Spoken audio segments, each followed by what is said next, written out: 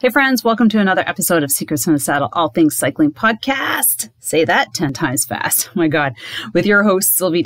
Now, before we get started, I just want to share with you some freebies that I have available at askcoachsylvie.ca. So go to askcoachsylvie.ca. I have some free downloads there. One of them is my 9 favorite hill climbing drills. Now, download them, try them, and if you're out there trying to get faster, being intentional on your hill repeats is so important. So try them. Next one is organization, about getting organized. Are you one of those people who runs around trying to find all your stuff? I created a bike bin checklist. So find a bin and start getting organized and use this checklist to start accumulating stuff for your seasons. The last one is my 1-hour bike maintenance clinic. And what it is it talks about all the tools that you should be carrying with you every time you go riding, how to use them, why you use them, and other great tips on how to change a flat, how to change a broken chain, patch a tube, and other great tips and tricks. So go and download them, share them. And I'd also love to know what you thought about them. Now, have an amazing day and enjoy this episode. And remember, follow me on Instagram for more tips on cycling. All right, everyone. Welcome to another episode of Secrets from the Saddle, All Things Cycling Podcast with your host, Sylvie. And this amazing lady, just a second, Marie-Soleil Blais. So she is in Bromont, Quebec, so not far from me. I've also had the pleasure of meeting her at my cycling club event, our time trial here in Chelsea, Quebec, not too long ago, where she won first place in the time trial. Congratulations. So we are I'm super excited to have her here because she's absolutely, I say she's crushing it. She's having a great season. She's having a great season. She's having some great results. We're going to be talking about that. But here is a little bit of a background about Marie-Soleil before we get started. We bring her out. So here you go. So back in the day, Marie-Soleil did her first little bike trip on her mountain bikes. That's when she was 13 or 14 years old, until hockey became her main focus. And I was kind of surprised when I read that, but so she played hockey at the highest level, collegiate and university, and she played some games in the professional ranks before her career was jeopardized by injury and surgery. So we've heard lots of, athletes being derailed by injury. Some get on their feet, some go to another sport. And so Marie-Soleil used her bike for fitness training, which is a lot of athletes do that. She didn't know anything about racing, and she didn't know anyone in the sport.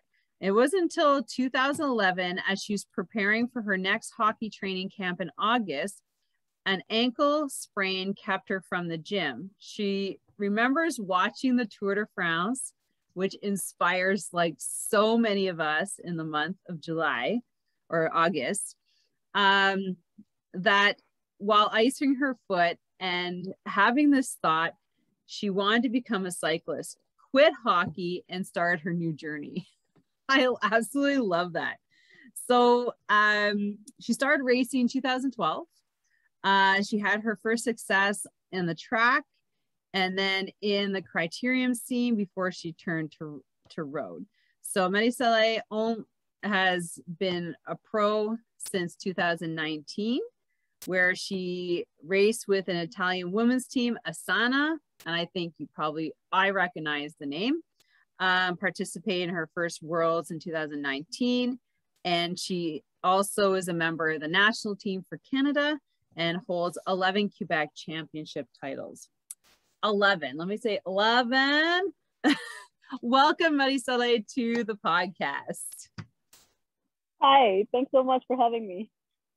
All right, so I always love to open up and asking everybody how they got into cycling. Now, we know a little bit about the hockey, but let's hear the real story. Yeah, I mean that's pretty much like cycling always been like a big part of my training. Like especially when I started to have knees injuries, I couldn't run. So at 16, 17 years old, I couldn't run.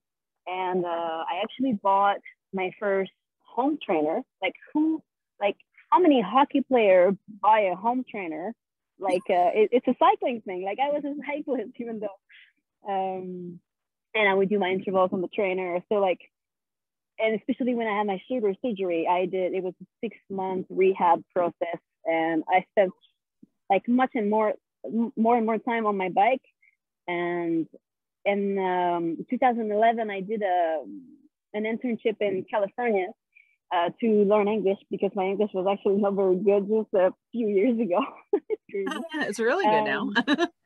And that summer, like I was doing an internship to learn English, but also I was training every day in the gym for hockey to return for my last season in the university level. And that was the first summer that I didn't have my bike because I went to California as a hockey player. I didn't bring my bicycle. I didn't even know that it was possible to fly with a bike at the time. And during that summer, when I had my ankle injury, being away from my bike, it's where I realized like, I want to be on my bike. Like all these sacrifice that I'm doing, like it's not worth, like I was trying to make it to the Olympic Games. That was always been my goal in hockey. But then it became the center of everything. And I think I lost joy in hockey but I found joy on the bike. So it was like, it's not worth it. I want to be on my bike. So then I just switched. And it's like, it took me maybe a year or two. And then I was like, hey, maybe I could try to go to the games on my bike. So since then, I mean, I haven't been yet. So since then, like I was already competitive. So it just continued. I had a good base when I started racing from hockey. And still today, I still have a very good like anaerobic power, all this like punchy stuff. All this comes from my background in hockey. Like I played for like 20 years. So I just had to build endurance, and now it's very cool because I have this endurance, but I also have this layer of ability to punch and punch and punch in the race. While if you look at cyclists who were in the sport since a very young age, they've been cycling and then they struggle to reach that high intensity. So I have a very different profile because of that. I think that's why, first, before I say this, but I do think that's why you see hockey players and soccer players really moving fastly through cycling because of that. But before we go further, what did your teammates think when you're like, I'm quitting hockey and I'm going to cycling? Actually, it was not that much of a surprise. And it's funny because the coach was like, well, if you change your mind, like, or like you can come on Friday practice, because often Friday we're like more like optional or like 3-on-3 or, and every time that he invited me, it was nice out. And I was like, I'm going for a bike ride. Thanks, never went. But no thanks. It was like, and I remember I was watching the Tour de France and I had this moment like, I want to be on my bike. That's all. Like, it's not even about, I didn't even know I was going to be racing. It was just like, the process was just not worth, like, in hockey, I mean, the process of hockey was not worth it. And if I just spend more time on my bike, that's all I want in my life. And since then, I never looked back. I mean, why would you want to be inside anyways? I mean, track is nice too, but yeah, I think I always loved the outdoor, and like I was 10 years old, I was on my bike all day. Like I did 200 kilometers when I was 15 years old. Like, who do that? And I was a hockey player. I don't know anybody who does that 15. With like my backpack and my I had a disc player, CD player. Yeah. I had 2 CDs, and like I did a 3 days bike trip, like 450 kilometers in 3 days by myself. It rained for the whole day, like with my backpack, and I was 15. Like I just had this outdoor adventure, exploring. I had this in me, and I went to the end of my journey in hockey, and then, all right, it's time for something new, and it's really cool to know this, because I know that like you can always change like career. It's the same for people. If you come to a point at 35, 40 years old, you come to a point where you don't enjoy your career. Well, you can change. Like anything. Like it's not because, and it was hard in a way because I was identified as a hockey player. Like I had to change, and I think that's why in cycling it took a long time before I was like, oh, I'm a cyclist, because there's this identity, and now I'm like, actually, like, no, I'm like, cycling is not who I am. Like I am me, and I love to cycling, you know. Yeah, and I like I love still that. have my hockey number tattooed, and it's kind of a reminder that you can be very intense in one thing, and then later on you get into something else and life moves on. And so I think now I have a much healthier relationship with my sport, if that makes sense. Yes. Because I've been through that process of going to the end of it, and then, oh, there's something after anyway, you know. Yeah, this isn't the end of my sporting career. I mean, there's so many sports, especially when you get to such a high level. Like you could probably pick up any sport, honestly, and be good at it. Like next one, you can do pickleball. No, no, but I would really like to try speed skating. I tried a little bit, maybe 5 to 6 years ago. Try skate skiing. Like I can't do that. I get injured. Oh no. The what's it called? Psoas? Yeah, it's just, and even my knees. Anyway, I can't do many things. But isn't that the same with the skates? Yeah, I know, but you're more. All you have to do is try it once to figure it out. Nah, ankles and knees don't like it, but but I really like the speed skate. Yeah. I'd like to give it a try. I'll probably be too old to be competitive. You're never too old. Do you have world championships? Sure. But I mean, a few years ago, it was like, oh, maybe I could have like these dual. But then, you know what? In the winter, I'd rather go ride my bike somewhere. So south, yeah. Yeah. So it's true. Like winning all the time. All right. Well, that brings us up to what you're currently doing. So you went to school through your hockey. What degree did you finish with? I had a scholarship in Moncton, so it didn't really matter what I study as long as I play hockey.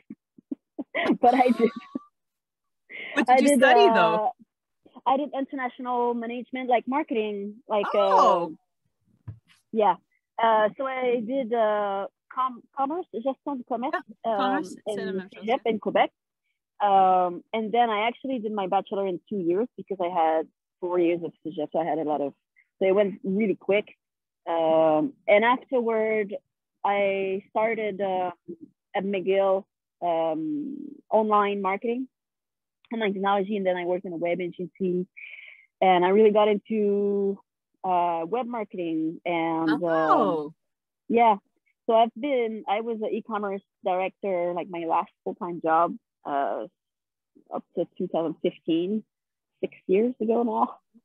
And actually the company was having some trouble at some time, so they let me go, and it was a good timing because I was getting to a point where I couldn't do more. Like, it's really hard to train full-time, to have a full-time job, sorry, and to train on top of that. I was like, I can't do more, and I want to do more. Like, I had to change something.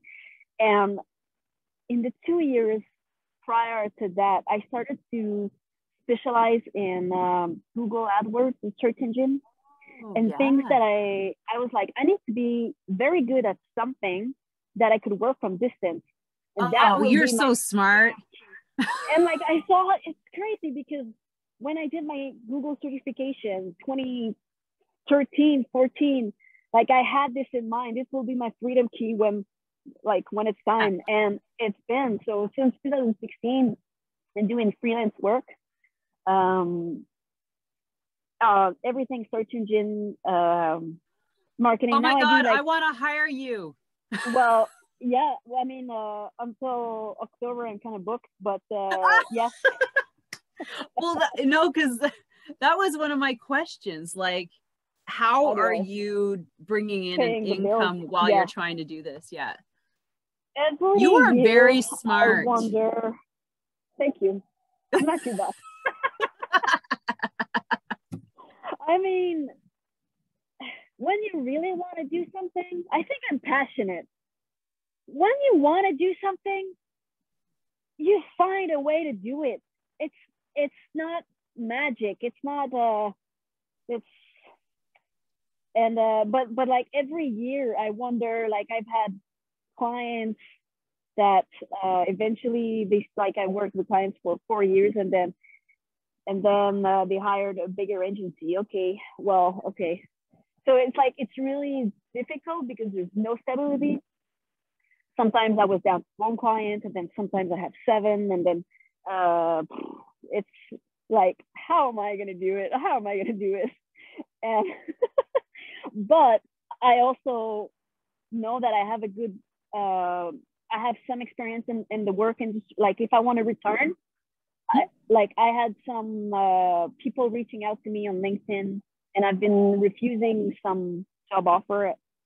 And I even took an interview for a job in San Francisco, and then I was like, no, I don't want to go in an office. Like, flexible is not enough. I need both. Like, and so I think this is kind of my security. So I know that I can play this game until I want to do it. But it's been definitely challenging. So I think like 2018, I remember it was like, if I don't turn pro next year, like, this was getting hard. And then I turned pro, and then Astana flew me all over the planet. I raced everywhere, the biggest race in the world. I went in Australia, built like everywhere. I raced like, it was like, it was so worth it. Yeah. Is this like, do I want to be pro? Real? No, it was amazing. It was just like, finally it was worth it. No, it was a crazy schedule, but it was like all this work has paid off, because now I had a tiny salary, but my expenses were covered, and I didn't have to. So like for 5 years, so when I quitted my full-time job, I sold my apartment. Like, I rented my apartment, and then the guys just took the lease, and I sold they offered to buy all the furniture. So I was gone in the US, and they were like, hey, we would take your lease if you'd like to stay in the US. We can buy all your furniture. Okay. Just a second. There's some things I want, actually. Well, my parents came, like, thank you, Mom and Dad. Yeah. I took your pictures off the wall and stuff. Yeah, basically they went and pick up my personal stuff that was still there. But that was it. And they did that when I was racing somewhere, Minnesota, there, I don't know. And since January 2016, I never had a place. And then I was like 2 weeks with my parents flying, like, but always in my suitcase. So it was getting heavy. And during the pandemic, one of my clients is doing mortgage. He's a courtier de hypothèques. I don't know what's the name of it. So we were doing a marketing campaign for first home buyers. So as we're like brainstorming the approach to tell like 30-year-old people who like to buy their first house and the rates are good, So he was telling you that, and then he was like, "Why don't you buy something?" And I was like, "I'm sorry, it's windy. Is it too windy?" It's okay. Yeah, you're good. It's fine, okay. And I was like, "Are you crazy? Like, I could never afford that." He was like, "Let me just try to see." And so actually, it was his idea. He said to find the place in Bromont because I could rent it very easily.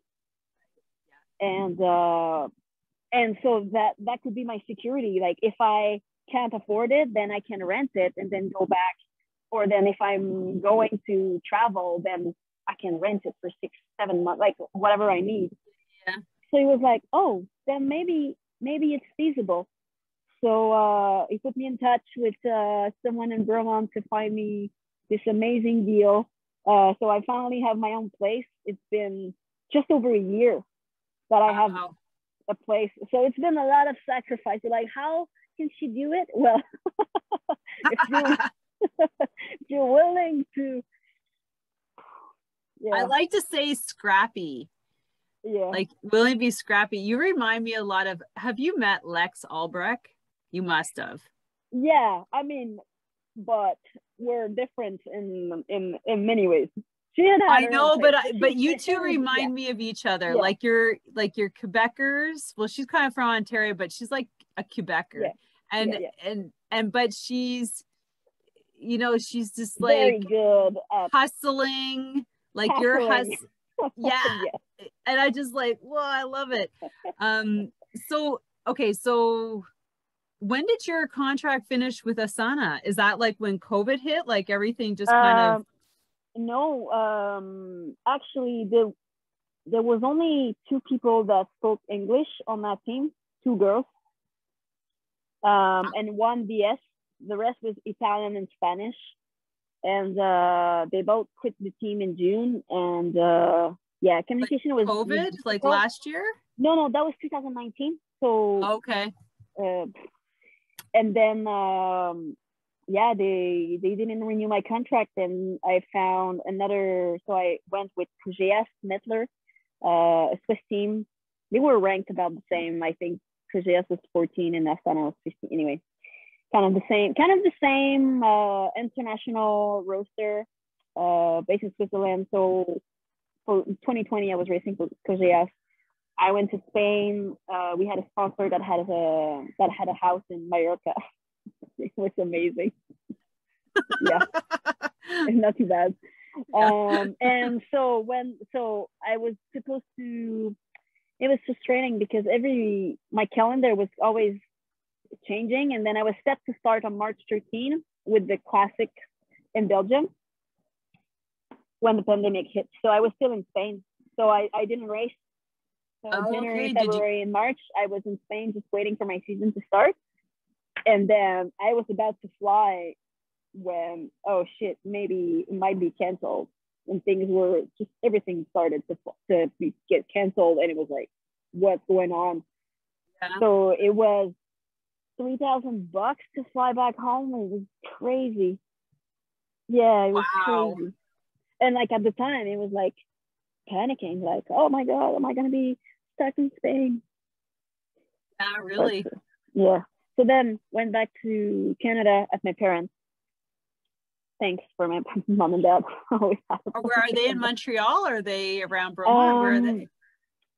Almost 2 hours from here, in the middle of nowhere. Saint-Rosaire. It's near Victoriaville. Oh, okay. Kind of like between Montreal and Quebec on the highway. Like it's called Center of Quebec, the area, and it's. Oh, really? We're in the center of the Center of Quebec area. Oh, yeah. So it's like we're in the center of Quebec. Right. I think I drove through there. No. Yeah, where the dinosaur on the highway. Oh. You know, there's dinosaurs on the highway, exit 215. Well, we drove up anyways. We drove up to Gaspé not too long ago. But it's probably not along the 40, not the 40, the 20, the 20, the 15. Yeah, we're on the 20 anyway. Right. So, okay. So they're close to you, not regardless. They're in Quebec. Yeah. So I went there, and then season started again in Europe. So I started my 2020 season at the end of August. I raced at La Course by the Tour de France. Okay. And then a few race Ardèche and Worlds, my second Worlds, even though it's kind of a strange year. And then a few classics in the fall in Belgium. And then, but it wasn't the healthiest team. Like, there was a lot of insults and I came back pretty crushed. I didn't know it was possible to have such a terrible experience. And I don't want to go too much in details, but I came back and I was like, is that what cycling is? Like, it was very hard. But then cycling. So I was on the national team with financial support, finally. So Cycling Canada decided to renew all of the athletes that were on the national team, regardless, because like to kind of cancel all the year, because it has been interesting, cancel all the criteria and stuff. And they also hired a coach, Dan Prou, who's a mountain biker. Do you know him? Yeah. Oh, yeah. I did. He's my coach now. Oh, no way. I met him last year this time. It was I did a coaching course with him in November. It was like a 6-week course. That's where I met him. He was the leader. I met Carolyn Prudel, the mountain biker. Like, I met all these like racers, and I was like, holy moly. And that's it's like Alan Dempsey as well, who's here. So it was for all coaches in Canada, like straight across Canada. So I met from like BC and Saskatchewan, like all these people. It was really good. Yeah. It was he's like the coach of the coach. Yeah, like the coach of coaches. Like coaches. Yeah, he's been around. Yeah. I've seen. He's been around for a while, and I was at that point. I was like, I am done paying for coaching.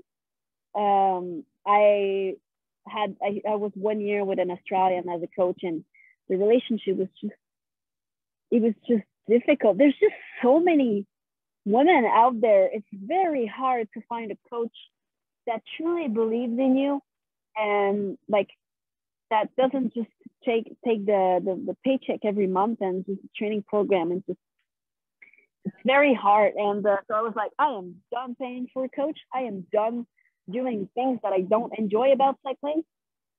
And then Cycling Canada mandated Dan Prou to take on some woman and offer coaching.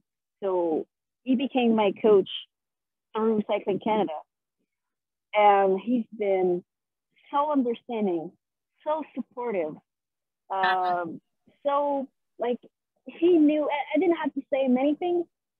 He knew everything, and I never had a coach that was that supportive, and now I'm like, I don't know how I did it without anyone telling me that I can. You know, it's like, it's so much nicer. Yeah, he's coached a lot of women too, and maybe that's the difference as well. Not to mention being Canadian. Yeah, I mean, you can always, being Canadian, yeah, and I would like when I tell him, I told him I'd like to podium at nationals. He was like, Marie, I think you can win. I'm like, and then I was like, oh, what if I try to win instead? Like, it doesn't matter what happened. It's just like, just have this power suddenly of like believing in myself. Like, just because somebody said, I was like, this was so powerful.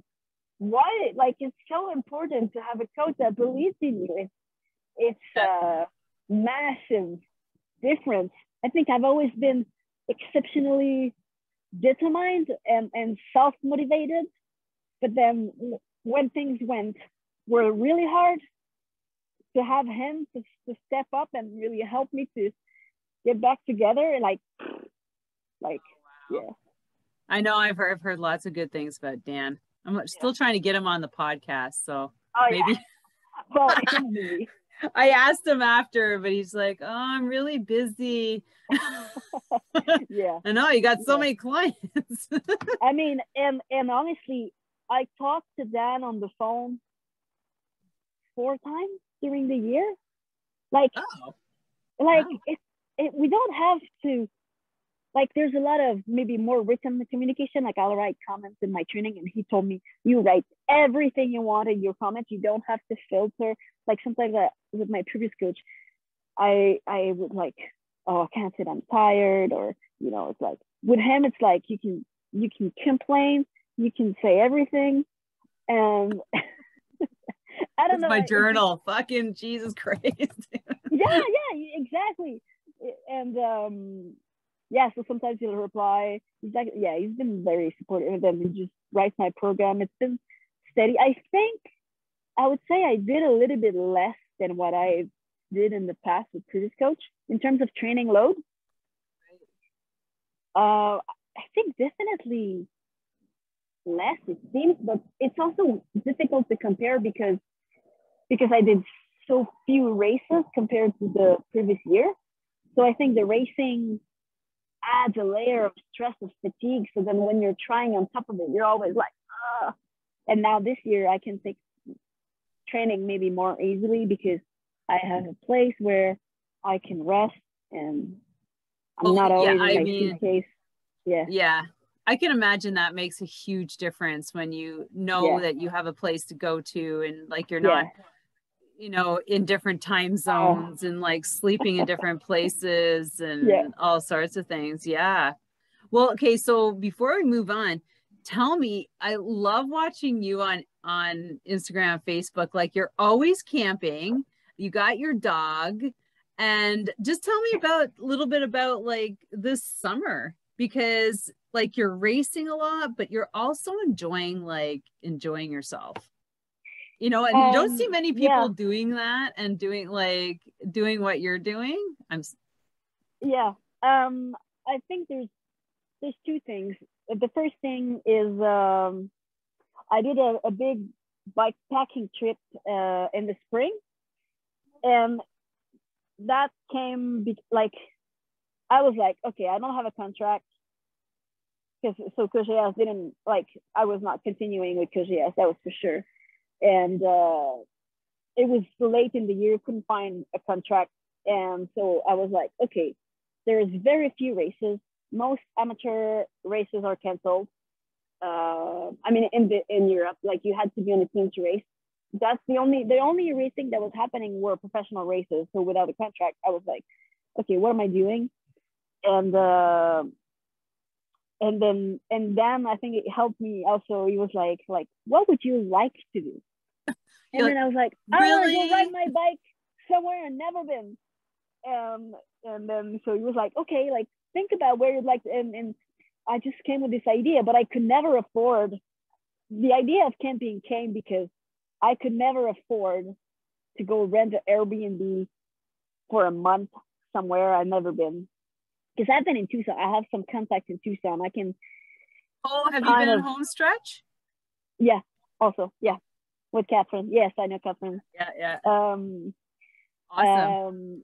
So, and then my sister had a tent. So I called my sister, and I had never camped before. I had no idea. I thought athletes had to eat this way, to sleep, to do like everything as tightly as possible. But then there was no races happening. So I had the time to experiment with this.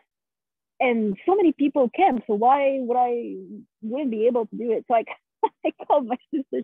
She's like, my sister is like my idol in terms of she traveled the world backpacking. She's done crazy stuff. Very impressive. Like not necessarily competitive. She's got the gear, the right gear you need. Not the big tent. She's got the teeny tiny tent. She's got the sleeping bag, and yeah. So I was like, can I borrow your tent, because like I have to buy like bags for my bike and like just. So she was like, yeah, and like a very expensive lightweight tiny tent. And so in 3 weeks, like it was mid-February, there was a track camp that I really wanted to do, but then that was canceled. So when it got canceled, I was like, all right, well, before the year ends, before racing starts, let's do something now. And so I set to leave early March. And then in 3 weeks, I learned everything about how to make food while camping, like not just camping, but like backpacking, like everything tiny, small, carrying. And I really want to go to Utah. And like, there's not a lot of, if I really wanted to go off-road, because now I had a mountain bike that I bought to train in the winter. So putting all these pieces together, and I had goosebumps. I was really driven by the challenge, that like learning all these things. And it was so difficult in the beginning that I would ride 7-8 hours a day. And these were the easiest time, because everything else was so like difficult. Like, I'm just gonna keep biking because I don't want to stop and put my tent up. Packing in the morning when it's like 5 degrees, because it was snowing. It was very cold at night and in the morning. Like it's nice. Did you backpack? Did you do that in Quebec? No, that was, but at altitude, like I went to Bryce Canyon and Grand Canyon, and it was snowing. I mean, the nights were it was zero. It was, so like your fingers, you were trying to pack everything in them every day. And then I had my thumb in blood after a week, because all the sand and packing and anyway, it was very hard, but it was very, I learned so many things about myself and what I love. And I think it really connected me with the nature. Like I discovered a world. Like after 2 weeks, I started to, like when I had a choice between a very difficult route or the paved road to the next city, I was like, I want to try this road. And like, I just realized that I was responsible for my own struggle. Like I always put myself in these situations because I love how it feels to do it, how I'm proud of myself, and how I was like, I think I'm just learning what I like. I love to push myself because I love the reward that comes with it. And so all of these struggle that happens in cycling, actually I choose to get there. It's not the struggle that comes to me. I actually put myself out there. And so this really helped me. It really motivated me to come back into racing, because I was like, I'm choosing to try to come back at the highest level of the sport, but it's my decision to struggle through all the challenges. And the goal is just to get that satisfaction from trying to push yourself. And so like suddenly it was like not about proteins, not about the others, but just like my own journey of like pushing my own limits. And what we were talking about camping. So what happened after is that I got so good at dealing with like carrying everything. So then when the season started, I was like, I could just camp out of my car. That would be so easy. I can carry 8 liters of water. That's so easy. And I can carry all my gear, like everything I might need, like very comfortable, like soap. Like you don't carry soap in the desert. Yeah, right. Yeah. Lucky you get to So wash. yeah, and so actually, I think the bikepacking trip helped me to push those barriers, those boundaries, so that now I can enjoy camping, and it's just it's like the nice part of camping without the hassling of having to. I mean, the weather has been nice too, so it's been lucky. so easy, and it just the few times that I've been camping, like Bécamo, I did like a week camping out of my car, and just living with that sunrise and sunset, it just connects you. Like just after that week, like it just brings me back to that bikepacking trip where I was so in tune with the earth, and I just feel that zen, and I think it's definitely beneficial to my racing, because I'm happy, I'm relaxed, I'm having fun, and it's so freaking cheap also. So the other thing, so there was a bikepacking trip that opened me the door to camping, and then there was like, oh, it would be so much cheaper if I don't have to book a hotel. And like a hotel, you have to check in, there's the time, oh, and then you bring camping. your luggage inside. Yeah. So difficult. I know. I did when I first got into racing, and I didn't have a lot of money either, and I would go to race courses and sleep in my car, and I would rent like the room like the night before the road race. So I had at Make least sure you sleep well. Yeah, at least one night out of the two. Yeah. But I didn't care. I would take a swim in some lake and Yeah, and exactly. but I felt and I haven't done any camping like by myself for a very long time. Like we just went, like I've got the family now, so Yeah. we camp and we I canoe guess camp it's and different.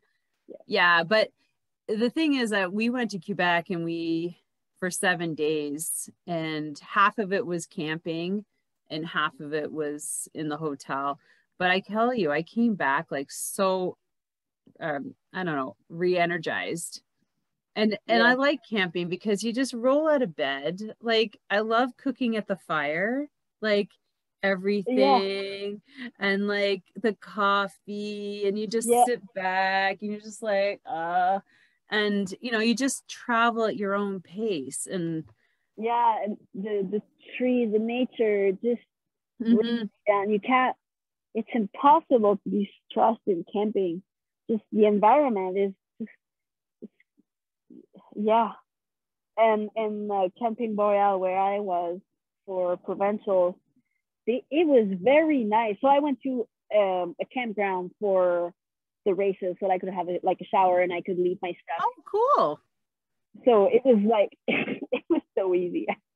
I could leave like my hammock and stuff at the campground, and then I just go to the race and then come back and then just shower. It's like luxury. Yeah, really. And they had these like it was like a little hole in the wood. So I had my hammock in the center of it. Was like magical. It was so nice. I was like, what? You camp by yourself, or did you have anybody with you? Because you're still racing. Are you still racing with Team Canada, or are you independent? Because like both. I mean, the national team is more like for world championships and things like that. So it's not like you don't race. And this year there's been 0 race with the national team, other than they had some projects for U23s, but I'm like 32 now, so and that's the thing also, like because I started cycling so late, like I never had this. I had a different path for sure than those who came through like junior programs. There's a lot of things for juniors and U23. Past that, kind of on your own. So I think I learned it this way. I learned to figure it out by myself. So now it's, with my experience, it's easy to go to a race by myself, camping out of my car, and then it looked nice on Instagram with my hammock in the middle of nowhere. And then, well, oh, I'm just gonna go win a bike race today. Yeah, I know. Yeah. I love my hammock, and then I'm killing it in the race, and then I'm back. I'm like, but I love there what was like doing. there's a lot of things that came before. I think you know, the years of training and the sacrifice. Yeah, like, I know. You don't just, but people know. Yeah, but I mean, but the thing is that you're not just training and racing, you know, like you're training, you're racing, you're enjoying life at the same time, you know? I can't, definitely. I can't sacrifice. Enjoyment has to be part of it. I'm not doing anything that doesn't include enjoyment along the way. Yeah. And then he said that to me. He said, like, ask any of Olympic medalists if they would have done it if it wasn't fun, and like a medal is not worth like years of like struggling or not enjoying. Like, they will all tell you it's not worth it. So yeah, it's very important. And after not having a contract, it's like, I think also there was less pressure. It's like, okay, I can do whatever I want. I can try to return pro. So that's my goal, to return pro. But like, it's my own decision, and then maybe it will work, maybe it won't work. But in either case, I'm going to be on my bike and it's going to be fun. And like, so I'm like, okay, then I don't have anything to worry then. You can just jump in your car, put your house on Airbnb, work on the road, do a circuit around the United States, race, like have a couple things. Like, yeah, I love it. That's the plan, but that's definitely one of the options. Yeah. So that then we're just gonna finish it up with like the 3-year plan, or maybe the next year plan. It's like, because now it's the fall. I don't know if there's anything left on the calendar right now. The nationals in 2 weeks. Is that Beauce? Yeah, the elite nationals. So time trial is going to be on the September 10th and road race on the 12th. So it's a big goal for me, because what else do I have? I didn't have any races this year, so for sure. You need to get some big prize money out of this. I don't think there's any money to win. I know.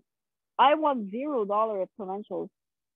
Hey, you won more at my race than I won a lot more at your race. I will go again. $200. Yeah. And then after, I'll see if I can have a contract for next year, either in Europe, or I'm hoping to return in Europe, but in all case, I have confidence that I'm capable to figure it out again. I'll be on my bike no matter what. And the goal is still to try to make it to the Olympic Games. I never stop trying. Hey. We'll see. I'm like, I was actually ranked 4th in Canada in 2019, and I was selected for Worlds twice, 2019 and 2020. This year, Canada didn't qualify as many points because the North American races were canceled, so we had a lot less points. Therefore, Canada didn't qualify as many spots, so I won't make the selections, because I think there might only be 3 or 4 girls that can go, when usually it's been 6 girls on the team. So that what about track? I could definitely return to the track, There are some girls retiring after these Olympics. Yeah, but there's new one coming. It's very competitive. Definitely, I want to give another shot at the track. Jenny True. She knows I always love the track. And there's a velodrome being built right here in Bromont. Oh, by the way, are you watching the construction over there? What's going on? It's growing every week. It looks like Lego. It's just like boop, boop, boop, boop, boop. Oh, so cool. The outdoor of the velodrome will be finished before the snow arrives. So then they will be able to start. I think they're talking about a year, and like next year at this time we should be able to ride it. Okay, because I've seen the plans, like all the interior businesses and gyms and stuff, and yeah, it's pretty impressive. Yeah, so we're gonna have a really nice facility right here, 1 kilometer from my home. So might need a good coach. I mean, you can always coach. I don't know if I want to coach. There's many things I'd like to do. There's so many things I'd like to do. That's not one of them. That's not one of them. Okay, you can say it. No, I think it's very hard to coach. It's very hard. Dan is very exceptional, and I have a lot of respect. Like being in touch, like it's the relationship that, like, even though it's only a few calls, like he's giving me so much energy. He has to give that energy to all the athletes. It's very hard. And writing training programs and no, I think I have many ideas. I'd like to get in the startup world and like everything social entrepreneur. I think it's because I had my own company when I was 18 years old. I knew it. So yeah, I'm a professional at figuring things out. I will figure it out.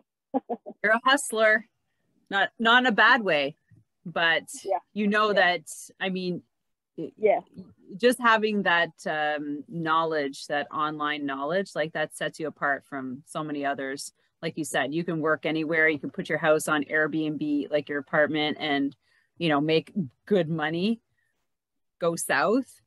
And ride your bike. Yeah. And ride your bike. Yeah. And work. I mean, sometimes it's difficult. It sounds easy, but when you do a 5-hour ride, like you can't just sit in front of the computer. Like your brain needs it's still, sometimes I find it hard to get everything done. Like I feel like I have 3 jobs. It's just like 2, but I have like cycling and then resting and then marketing. Yeah, right. That's why you gotta automate everything.